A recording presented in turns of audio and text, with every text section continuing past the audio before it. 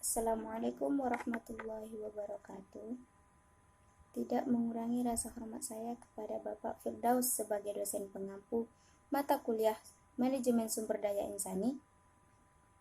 Saya, Natasha, mohon izin kepada Bapak untuk sedikit menjelaskan tentang materi saya, yakni disiplin kerja. Pengertian disiplin kerja. Menurut Kait Davis juga mengemukakan bahwa disiplin kerja diartikan sebagai pelaksanaan manajemen untuk memperteguh pedoman-pedoman organisasi. Sedangkan menurut Faizal Rifai, disiplin kerja adalah suatu alat yang digunakan para manajer untuk berkomunikasi dengan karyawan agar mereka bersedia untuk mengubah suatu perilaku serta sebagai suatu upaya untuk meningkatkan kesadaran dan kesediaan seseorang mentaati semua peraturan perusahaan dan norma-norma yang sosial yang berlaku. Tujuan kedisiplinan. Kedisiplinan difokuskan untuk mengoreksi penampilan kerja agar peraturan kerja dapat diberlakukan secara konsisten, tidak bersifat menghakimi dalam memperlakukan hukuman atas tindakan indisipliner. Indikator-indikator kedisiplinan. Yang pertama, tujuan kemampuan. Yang kedua, teladan pimpinan. Yang ketiga, balas jasa. 4. Keadilan. 5. Waskat. 6. Sanksi hukum. 7. Ketegasan. Dan yang terakhir, hubungan kemanusiaan. Macam-macam disiplin kerja. Ada 2 bentuk disiplin kerja menurut A.A. Anwar Prabu, yaitu yang pertama, disiplin preventif. Disiplin preventif merupakan suatu upaya untuk menggerakkan pegawai mengikuti dan mematuhi pedoman kerja, aturan yang telah digariskan oleh perusahaan. Tujuannya adalah untuk menggerakkan pegawai berdisiplin diri. Yang kedua, disiplin korektif adalah suatu upaya menggerakkan pegawai dalam menyatukan suatu peraturan dan mengarahkan untuk tetap mematuhi peraturan sesuai dengan pedoman yang berlaku pada perusahaan. Pendekatan disiplin kerja. Yang pertama, pendekatan disiplin modern, pendekatan disiplin tradisi, dan yang terakhir, pendekatan disiplin bertujuan. Pelaksanaan sanksi pelanggaran. Yang pertama, pemberian peringatan. Yang kedua, pemberian sanksi harus segera. Yang ketiga, pemberian sanksi harus konsisten. Yang keempat, pemberian sanksi harus impersonal. Teknik-teknik pelaksanaan. Yang pertama, teknik disiplin pertimbangan sendiri mungkin. Yang kedua, teknik disiplin pencegahan yang efektif. Yang ketiga, teknik disiplin dengan mendisiplinkan diri. Yang keempat, teknik disiplin inventory penyelia.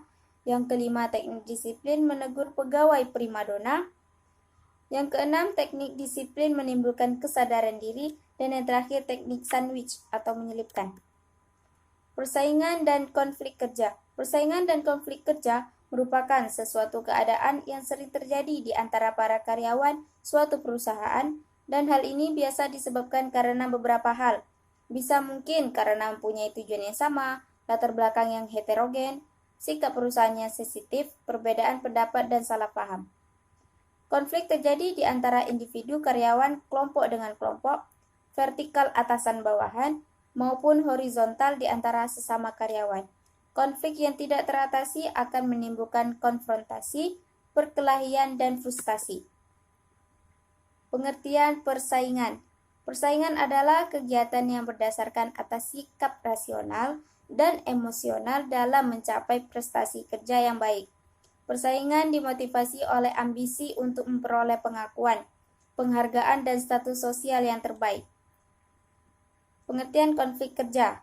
Konflik adalah suatu pertentangan yang terjadi tentang apa yang diharapkan oleh seseorang terhadap dirinya, orang lain, organisasi dengan kenyataan yang diharapkan. Bentuk-bentuk konflik. Yang pertama, konflik hierarki.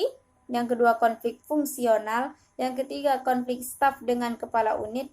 Dan yang terakhir, konflik formal internal. Faktor penyebab persaingan dan konflik.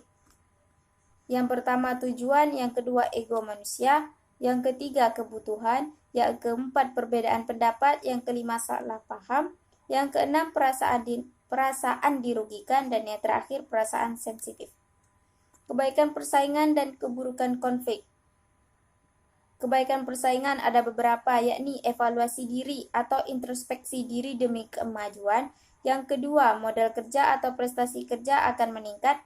Yang ketiga, mengembangkan diri demi kemajuan karena dorongan persaingan. Dan yang terakhir, memotivasi dinamika organisasi dan kreativitas karyawan. Keburukan konflik antara lain kerjasama kurang serasi dan harmonis di antara para karyawan, memotivasi sikap-sikap emosional karyawan, menimbulkan sikap a priori karyawan, meningkatkan absen dan turnover karyawan, dan yang terakhir kerusakan produksi dan kecelakaan semakin meningkat. Baiklah, cukup sekian yang dapat saya jelaskan materi saya. Saya akhiri. Assalamualaikum warahmatullahi wabarakatuh.